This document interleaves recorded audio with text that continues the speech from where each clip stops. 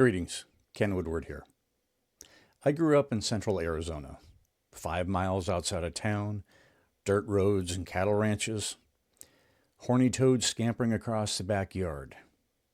And I'm beginning to understand the draw of a disconnected life. There is a luxury of being able to concentrate on strictly one's own troubles for a few years on the planet. For nearly half a century, I lived in my own little bubble with a clear distinction between allies and foes. Then my bubble popped, and the chaos of the world poured into my understanding and forced a reckoning with nuance. The tsunami of inputs is, well, rather overwhelming. I now feel like I need to understand the details of everything that goes on in the world because the bubble's borders are gone. The pull to understand the nuance and form an opinion draws me away from solving my own troubles. Daily chaos prevents the nervous system from regulating itself and keeps it on high alert. Tariff impacts, a new war with Iran, my tax dollars funding a genocide, all distract from building relationships with family and community, and kneecapping thoughts of making the world better. After decades of living in the shadow of Washington, D.C., it is appealing to think of escaping to the rural life, to watch the horny toads forage for dinner. However, the simple days of youth are behind me, and harnessing the days of chaos is what modernity offers to those without a bubble. It's a call to maturity and making sense of a bigger world than I grew up in. I wrote that a few days ago in a writing group. Didn't plan it, it just came out. That's very much what's been on my heart and kind of pressing on my mind with everything that's been going on. And I've been sitting with it because it's pointing at something I think a lot of us are feeling right now, but kind of struggling to name. The horny toad isn't really about Arizona. It's more about the version of me that didn't yet know how much I didn't know. For most of my life, the world was a manageable size. Not because it was small, but because my frame was. The bubble isn't ignorance exactly. It's a boundary. Allies and enemies are clear. The questions you need to ask fit neatly inside the life you're living. And then something cracks it. For me, it was a series of cracks. Books I'd been told not to read, conversations that didn't fit my existing answers, a walk through every street and alley in Washington, D.C. that put 1,300 human beings in front of me who didn't necessarily fit my story about America. When the bubble goes, the question volume becomes unsustainable. It's not that you become more curious, it's that suddenly everything demands to be understood. The nervous system just wasn't built for this. It reads the flood as a threat. High alert becomes the baseline. And here's the trap.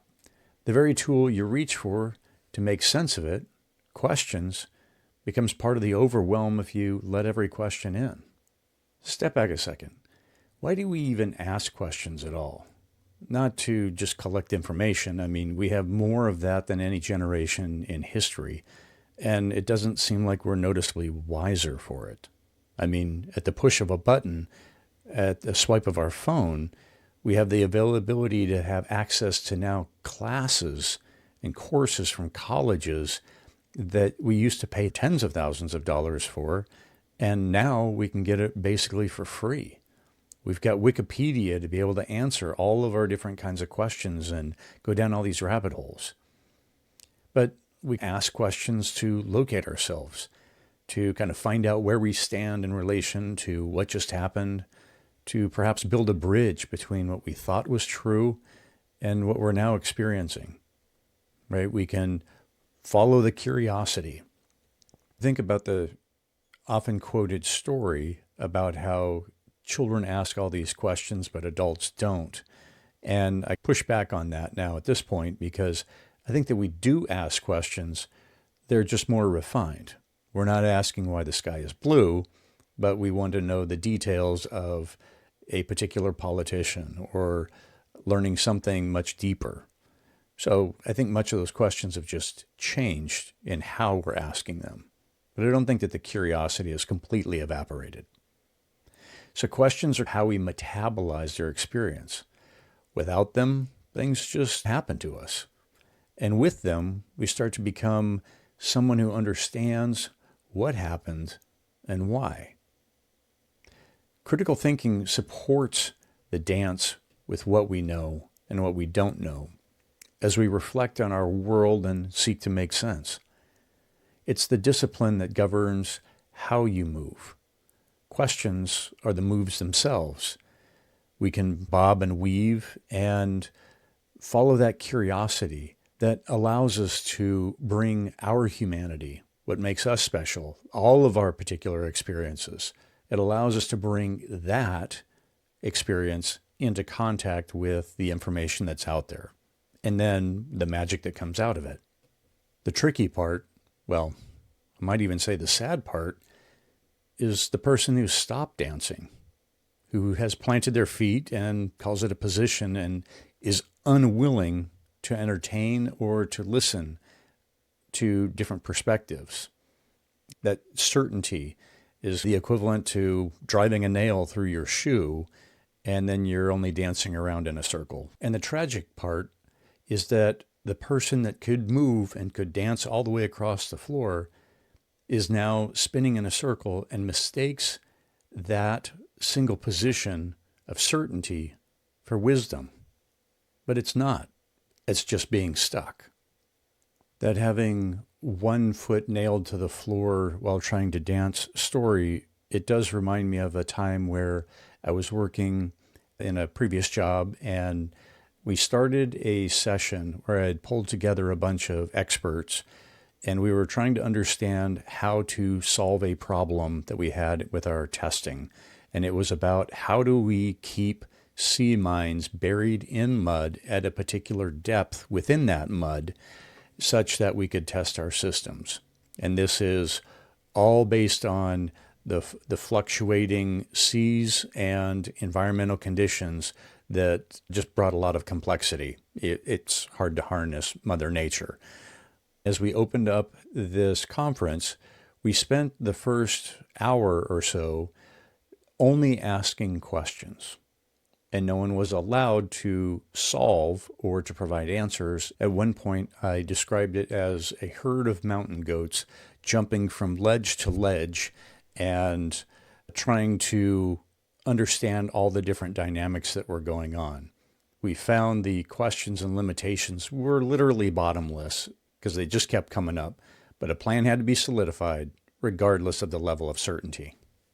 In the end, we assigned a level of risk and moved forward and tried to dive into the answers, and were eventually successful, trying to mitigate all that Mother Nature threw at us.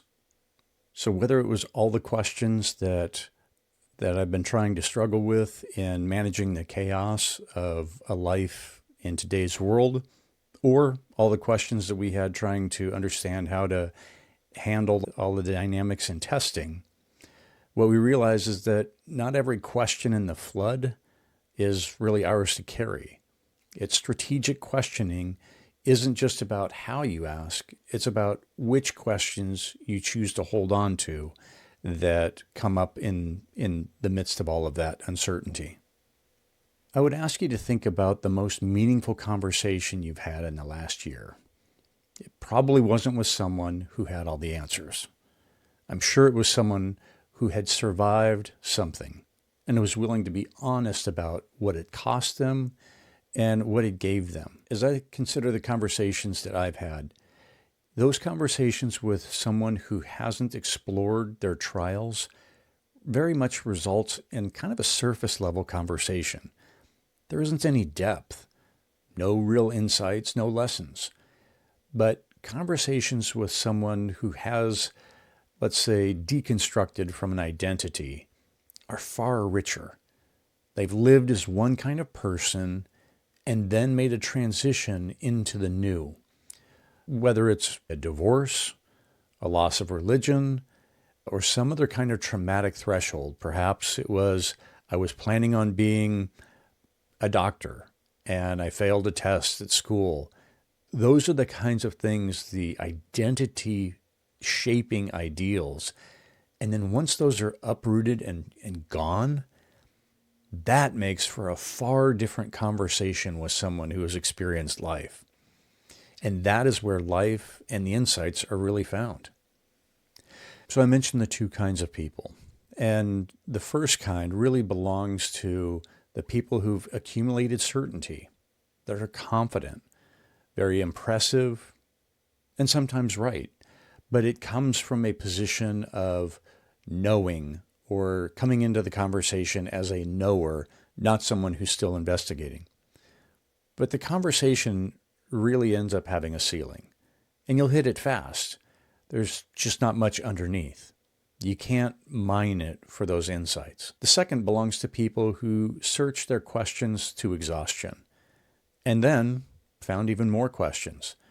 They've crossed a threshold. The humility isn't something they practice. It's a residue of the process. It's like walking out to the edge of the seashore and then looking down the beach both directions and seeing how much more there is to explore. An analogy I often come back to is the ancient tool of a mortar and pestle, often used in baking. It's the grinding of the herbs and spices to be able to get it down to a very fine mixture. But within that, one of the beauties that happens is the fragrance or the aroma that is released during that grinding process. And I consider this, as I reflect back on my life, in what is the fragrance that I give off in the midst of being ground in life? What does that look like? How do I treat others? And I consider that that aroma can be fragrant or it can be repugnant, but it's real. You can smell it. It comes up quickly within conversation when folks are talking about their life and their experiences. Now, when we compare that to life in a bubble, for those that retreat to the bubble, there's not much grinding that's happening. The fragrance isn't really let loose. They stay intact. They stay unexamined. And the conversation often reflects that. It's kind of stunted. Now, the person who stays in the chaos, who keeps asking questions, even when the questions multiply, they develop something, a particular kind of knowing, only available on the other side of a threshold you can't think your way across, and yet you have to cross it. And through that crossing, that's the grinding. That's where the aroma is released. Let's talk about what the tools are that we can use in this chaos, in this mortar and pestle scenario.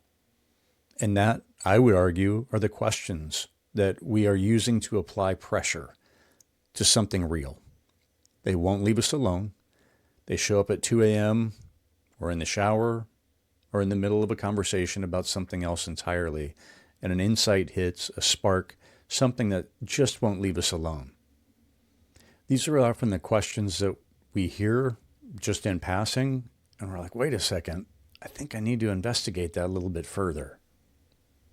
Now, there's also the ones that aren't yours and that create noise and urgency, but no traction. You can spin on them indefinitely and come no closer to anything actionable or true. So tariffs may matter enormously to the world. They may not be your question right now. If you're building relationships that will sustain you, those questions may be the ones for you. This isn't necessarily permission to look away, but rather it's discernment. There's a difference between avoidance and stewardship of your own attention. The grinding of life will work on you whether you choose it or not. But you can choose which questions you pick up and turn over, examine, and allow them to work on you. Which ones you pick up and which ones you set down. It's not apathy. That's just how you stay in the pestle long enough to release something worth releasing. I still think about the horny toads, the dirt roads, the simplicity of a world that fits inside a child's understanding. I'm not going back, not because I can't romanticize it, I clearly can, but because the man who could go back has spent a lot of time in the pestle. The aroma I'm releasing now, whatever it is, some would argue fragrant or others would argue repugnant, that was always inside, but it took the grinding to find out. So the encouragement is, if you're in the middle of the grinding right now, if your bubble has popped and the question volume is overwhelming and the nervous system is on high alert, that's not a malfunction. That's a process, and the fact that you're engaging with it should be of great encouragement. Fully engaging in the process is a choice that each of us make. The questions, the time subjected to the mortar and pestle, the fragrance we want our life to give is fully up to us. The question isn't how to stop the grinding. The question is what you're becoming because of it.